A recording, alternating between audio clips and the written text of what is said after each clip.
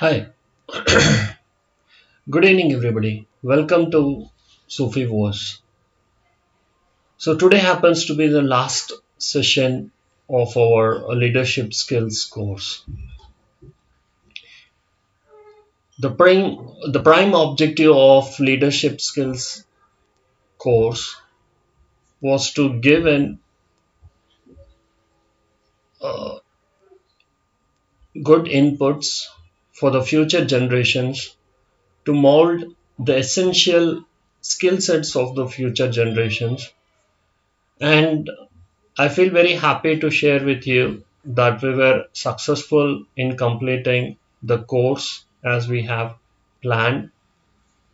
We started the leadership skills course on 17th of this month, shedding light on why leadership skills course. In that session, we discussed about who is a leader, okay, and what are the essential skill set that a leader needs. Okay, we talked about all the qualities of a good leader, and we also discussed in that session about importance of a good leader.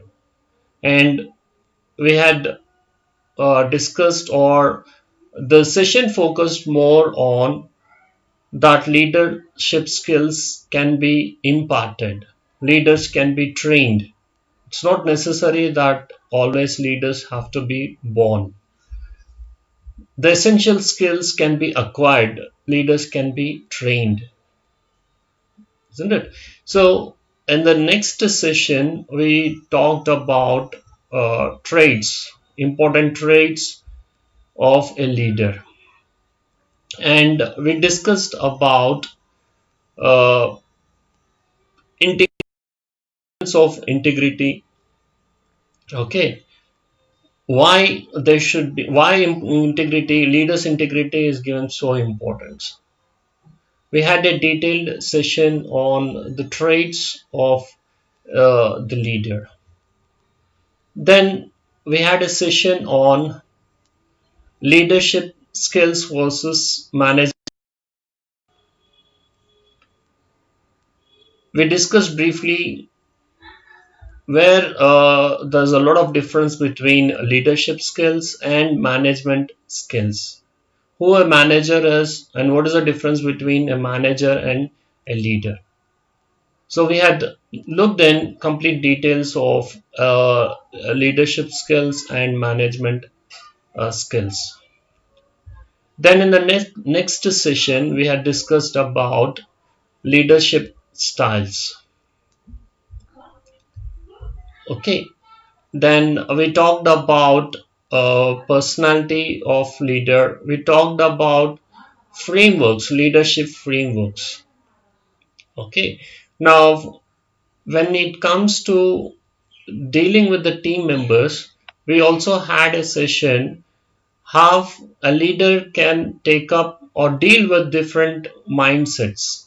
We had discussed about spirited team member who is spirited, how a leader should deal with. Okay, we had discussed about if someone is a considerate team member, then how a team leader should deal with considerate a team member, systematic team member, okay, direct team member. So I think we had almost covered from both the sides. The course had touched the concepts from leaders' point of view as well as from team members' point of view. Then we had looked at the different frameworks which a leader can adopt in order to prove himself, in order to be an eminent and efficient leader. Okay, so a leader should be voice of the team members. So to support the leader, to ensure that the work is going in the right direction, we had discussed about four leadership frameworks. We had discussed about autocratic leadership framework. So what happens in autocratic leadership framework? The whole and soul role, okay, leader plays the major role. Leader plays the major role in autocratic leadership. Leader does the major role.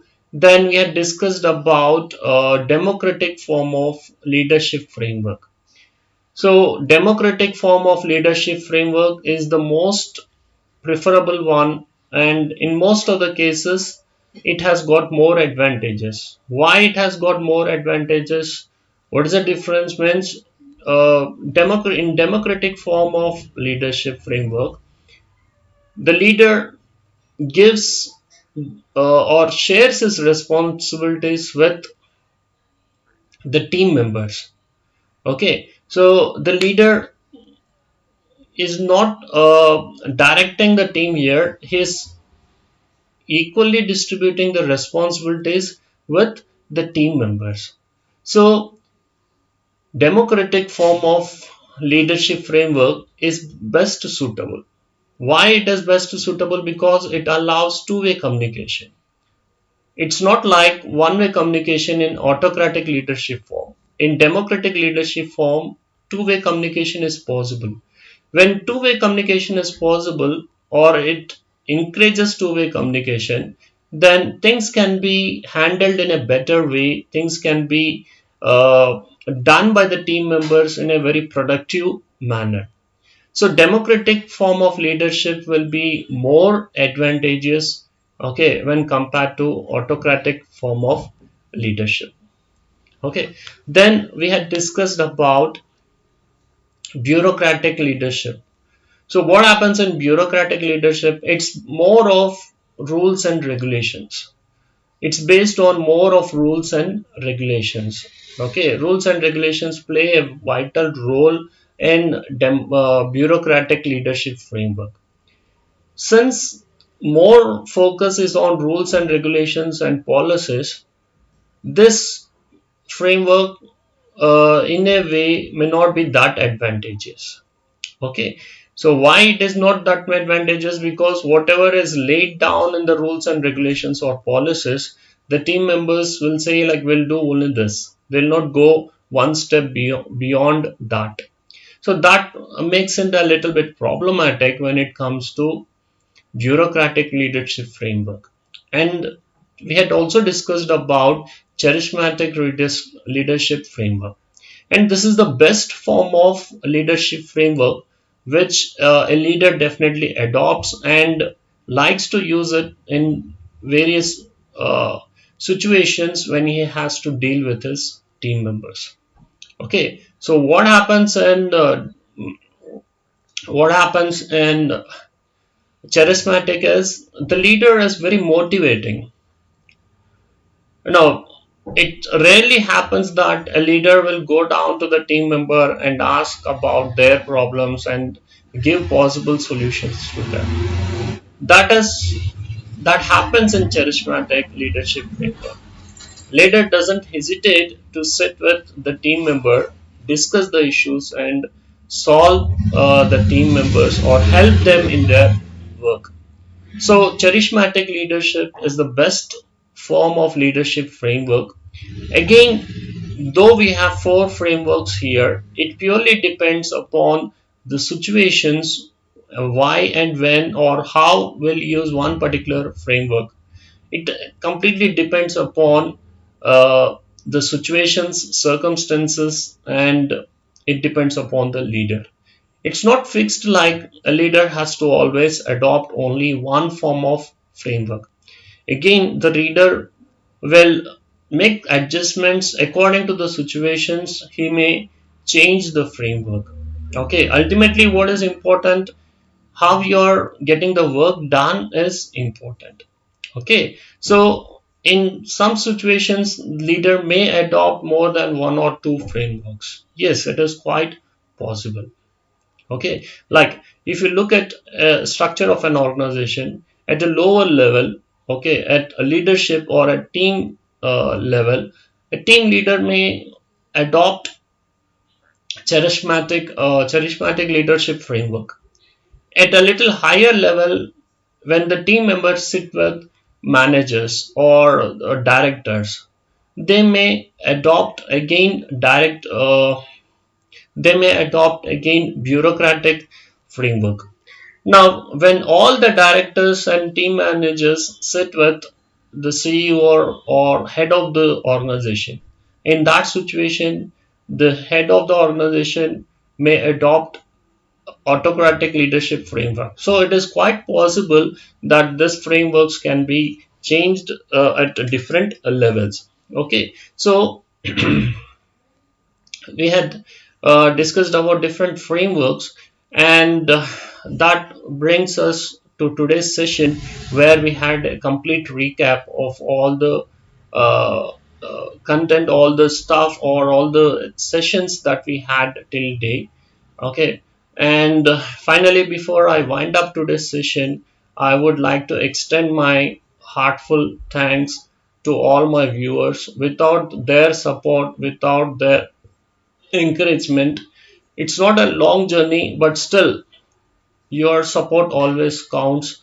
It was your support that had made me, given me the energy and strength to complete this course. So finally, it is you who had made this course successful, and I extend the same support in the future also.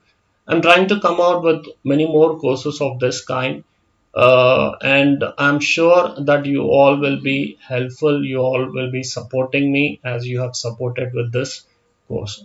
So, once again, thank you very much for your kind support and for taking up time to watch my videos and to support the course. Okay, happy weekend. Take care. Bye. Thank you.